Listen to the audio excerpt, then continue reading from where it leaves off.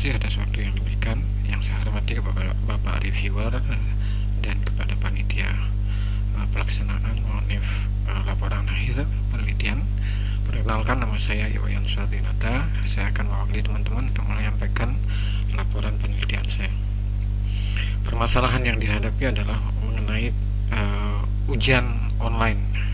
Sekarang ini karena pandemi, ada beberapa kali diperlukan adanya ujian online yang biasanya menggunakan kamera depan dari laptop, tetapi itu mempunyai beberapa kelemahan, di mana ada titik buta, di mana kadang-kadang ada kecurangan, di mana HP ditaruh di bagian sini, di mana tidak terlihat dari kamera depan dari laptop, sehingga kami mengajukan untuk ada tambahan kamera di samping. Nah, metode yang kami akan lakukan di sini ada dua flowchart, yaitu flowchart system dan flowchart warning. Flowchart system ini adalah keseluruhan sistem, sedangkan warning adalah hanya untuk proses deteksi aja. Dimulai dari pertama kita mulai dengan pengumpulan data. Pengumpulan data dibagi menjadi dua, yaitu untuk keperluan training dan testing.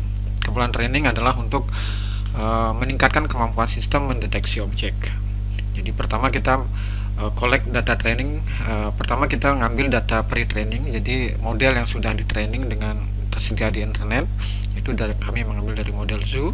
Tetapi ketika kita apply, masih ada beberapa kasus yang tidak terdeteksi, terutama di HP di bagian bawah laptop, sehingga kita perlu men-training lebih lagi, sehingga kita mengumpulkan data-data yang gambar yang tidak bisa terdeteksi melalui proses ini. Kemudian gambar tersebut kita kumpulkan dari internet ataupun kita foto-foto sendiri, kemudian kita lakukan data tersebut, kemudian kita bersihkan dan melalui data preparation. Kemudian kita habis itu, kalau sudah, maka data pre-training dengan data custom yang kita miliki, kemudian kita lakukan proses training. Dari proses training kemudian menghasilkan sebuah model data.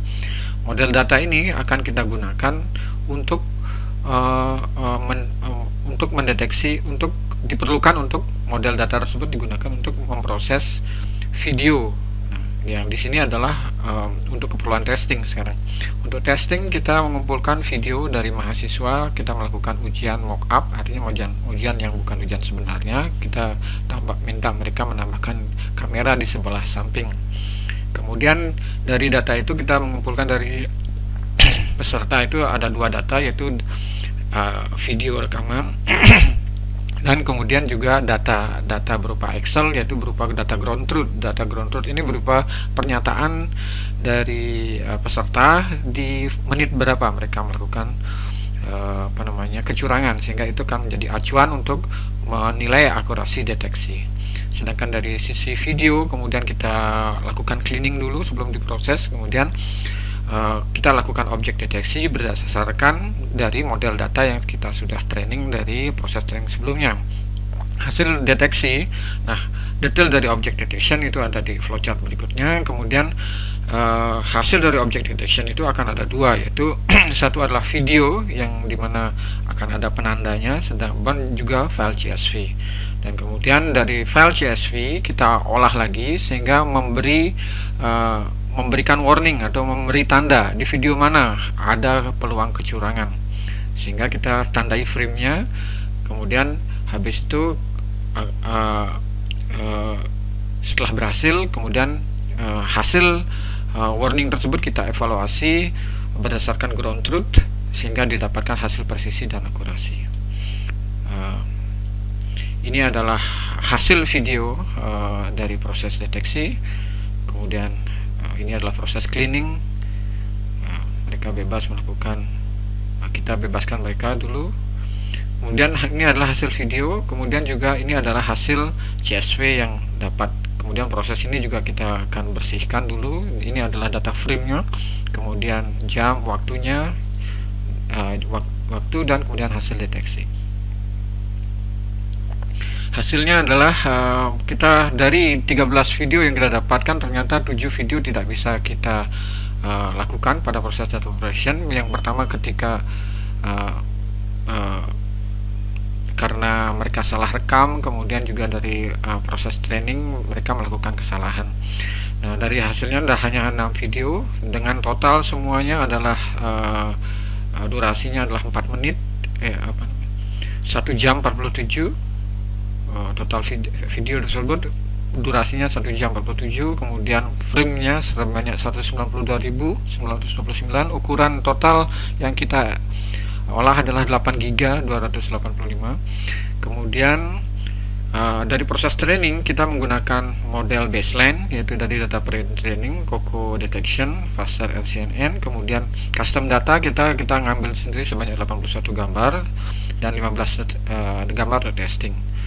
Ketika proses training kita membutuhkan waktu sekitar 4 menit dan 51 detik. Jumlah iterasi total 998, yaitu karena per iterasi kita per gambar kita minta waktu training kita minta dilakukan sebanyak 100 iterasi per gambar. Kemudian kecepatan rata-rata untuk iterasi per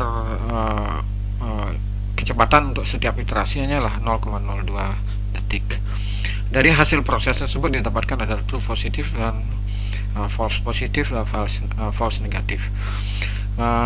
Hasil testingnya menunjukkan bahwa presisinya adalah 0,88 dan recall 0,82. Presisi 0,88 berarti terdapat 11,53%. Ada dia memberikan peringatan, tetapi sebenarnya itu tidak ada. Artinya mahasiswa jujur tapi diberi warning ini tidak jujur, itu ada kemungkinan 11,53% dari data presisi. Sedangkan dari data recall kita mendapatkan bahwa recall itu menunjukkan bahwa sistem tidak memberikan warning padahal ada.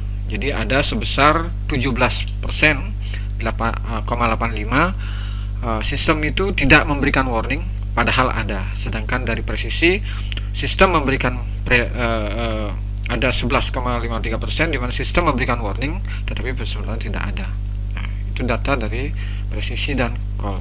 Kesimpulannya sudah saya sampaikan tadi, dan saran-sarannya adalah nanti memperbanyak data training, karena semakin banyak akan semakin detail yang bisa, semakin presisi yang bisa dideteksi. Kemudian pemeriksaan awal sebelum ujian, jadi diharapkan areanya itu dibersihkan, kemudian semakin bersih dan semakin rapi akan memudahkan. Kemudian memastikan objek-objek yang tidak diizinkan, karena kalau ada objek di awal ujian maka keseluruhan sistem akan tidak bisa mendeteksi. Dan penyamaan kualitas video, karena dari hasil rekaman kemarin ada resolusinya berbeda-beda dan FPS nya berbeda-beda, memberikan total waktu untuk deteksi yang bervariasi. Mungkin itu yang bisa saya sampaikan. Terima kasih atas waktunya.